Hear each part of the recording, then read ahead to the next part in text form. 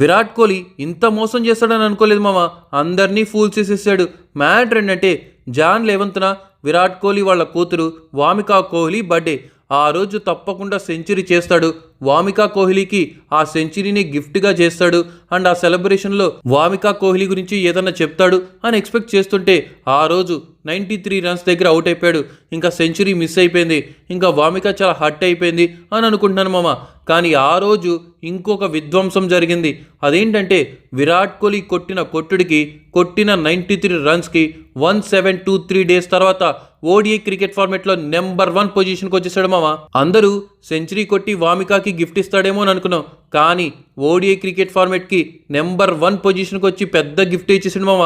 At the age of 37, 22లో ఉన్నప్పుడు ODI cricket ఫార్మెట్ని ఏలేశాడు. ఇంకా 30స్లోకి వచ్చినా 37కి వచ్చినా కూడా ఇంకా ఏలుతున్నాడంటే ఓడిఐ క్రికెట్ ఫార్మెట్కి కింగ్ అనేవాడు ఒక్కడే ఉండాలి. అది కింగ్ కోహ్లీ అయి ఉండాలి అని ప్రూవ్ చేసేసాడు మామ.